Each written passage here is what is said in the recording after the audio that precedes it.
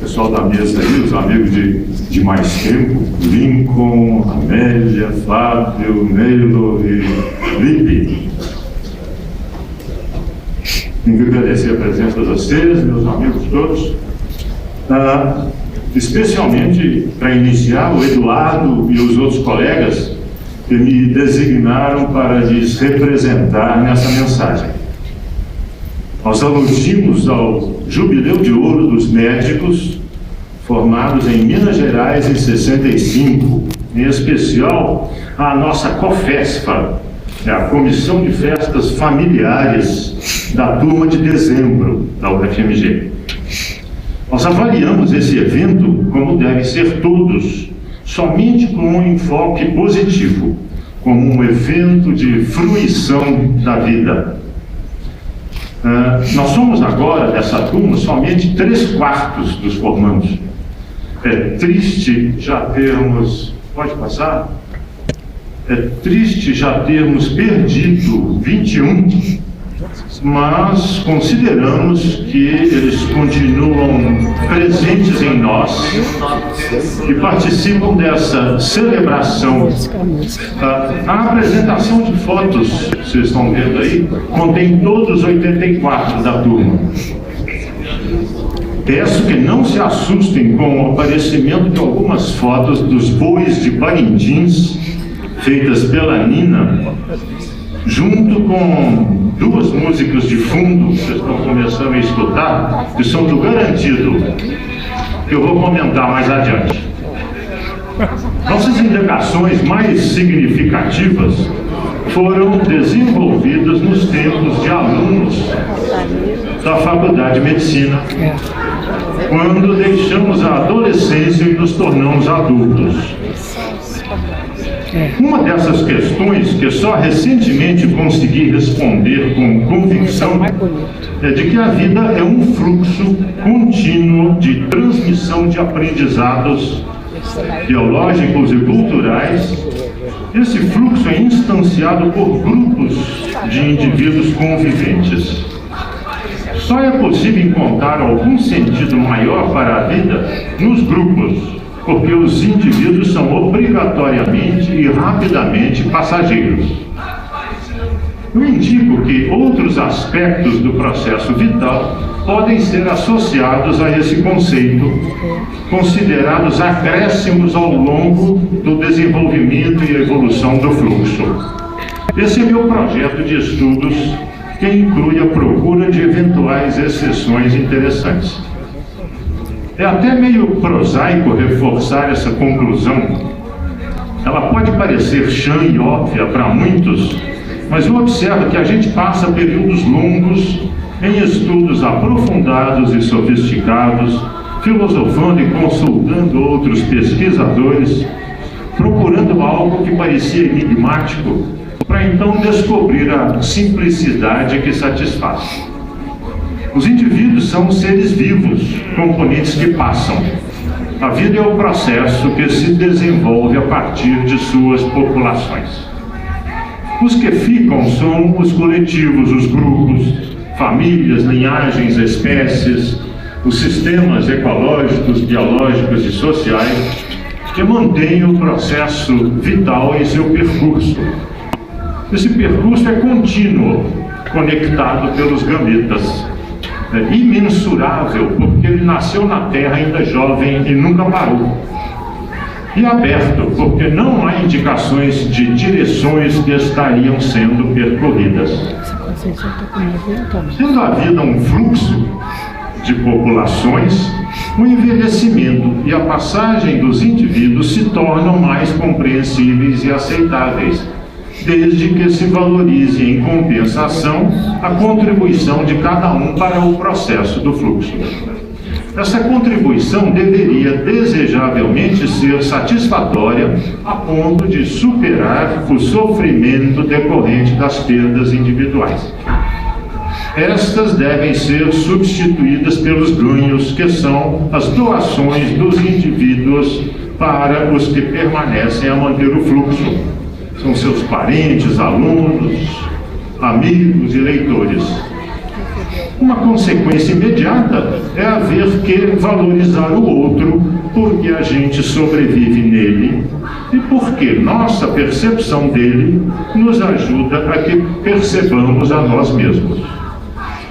No mesmo sentido, nossas tão prezadas identidade e individualidade só o são parcialmente, porque os outros que nos contactam e todas as experiências usufruídas fazem parte da definição que fazemos de nós mesmos e porque estas mudam ao longo de nosso desenvolvimento. Tal cambiância é uma obviedade inescapável e vale para todos os seres vivos. Se não fosse assim, nós estaríamos perdidos na rigidez da incapacidade de adaptação ao mundo, que é inconstante por seus próprios motivos, em grande parte independente de nós, e estaríamos também perigosamente estagnados sem evolução. Essa instabilidade da identidade tem sido demonstrada pelas clonagens e substituições experimentais de genomas inteiros de células, que conduz ao corolário, que é meio surpreendente, de que a permanência e a constância no processo vital não residem na identidade ou na genética, mas no fluxo das funções fenotípicas, começando pelos citoplasmas e as metabólicas. Vou tentar uma pequena revisão de nosso período no fluxo da história. Isso refresca a memória e nos faz reviver rejuvenescidos. Nesse jubileu de ouro, nós percorremos já 3 gerações de aproximadamente 25 anos cada. A primeira iniciou com nossos pais e se completou com os professores e colegas da faculdade. A segunda terminou no Jubileu de Prata, mas aí estávamos todos intensamente dedicados ao trabalho e à criação das famílias. A terceira nós comemoramos agora. Estamos alguns ainda no trabalho, mas mais mansamente, sustentação já garantida, outros dedicados a temas diferentes, como, por exemplo, curtir netos. Eu imagino que bastante reflexivos a respeito da vivência que nos espera no vasto período geracional. Isso mesmo, nós temos que nutrir a perspectiva centenária. Para isso, cuidando do corpo e da alma com dedicação. Um exemplo meritório nos é oferecido pelo colega Paulo Borini. Ele não está aqui, mas ele agora cursa doutoramento, já completou os créditos e está preparando a tese. As instituições sociais que seguem essa sucessão de gerações são, para a primeira, a Faculdade de Medicina, que é a extensão de nossa família. A segunda, a Associação Médica, que é nosso abrigo profissional, junto com o CRN e o sindicato. Para as terceira e quarta, pode ser, dentre diversas opções, a Academia Mineira de Medicina, sendo essa opcional, porque a maioria dos colegas se ocupa diferentemente. Agora é tempo de avaliações. O que conseguimos melhorar no período já cumprido? Que tipo de fluxo conseguimos incrementar para os que nos seguem? Quais desafios ainda nos cabem vencer como contribuição para a sucessão? Eu recordo 2 utopias de nossa época formadora. Eu estimo que o saldo é positivo, mas eu temo que seja pequeno, talvez só suficiente, e principalmente quanto às experiências adquiridas. A primeira utopia é de que nós somos amadurecidos nos anos 60 do século passado. Eu quero esperançosamente estar enganado, mas eu penso ter sido aquela a última época romântica. A questão é se a ilusão romântica poderia retornar. Depois da avalanche que estamos presenciando da globalização monetarista neoliberal. Nós queríamos que os sonhos e ideias prevalentes em nós na época se realizassem e lutamos decididos. No entanto, era a época de Guerra Fria, nosso país sob um capitalismo primitivo, meio feudal colonialista, e sucedeu o pior. Ditaduras se esparramaram por toda a América Latina. A nossa já tem 30 anos de apodrecida, mas ainda sofremos até hoje seus efeitos e defeitos castradores e de desarranjo social. O país ainda procura rumo, prumo, nível e bússola. Nessa área, as expectativas até que poderiam ser afirmativas, principalmente porque há experiências democráticas em outros países, com os quais nós poderemos aprender tanto sobre os erros como os acertos.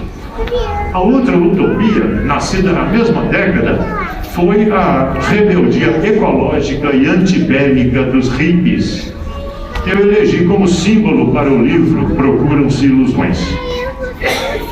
No entanto, paz e amor ainda parecem estar em falta. No mesmo sentido, o desastre ecológico acentuado pela industrialização da maior parte do mundo se apresenta agora em muitos centos tons poluídos de cinza. Esse problema é seríssimo e acentuado pela falta de precedentes com os quais aprender. Talvez exija grandes transformações nos modelos de desenvolvimento, como sugerem os pensamentos globais e sistêmicos, mas eu temo que esses não prevaleçam. O mais provável é que os ricos tentem se proteger e deixem o resto à sua própria sorte. Pode-se resumir o problema na asserção: quando o uso de recursos naturais, inclusive a água, atinge escala industrial e não planeja reposição, ele tende à devastação e esgotamento.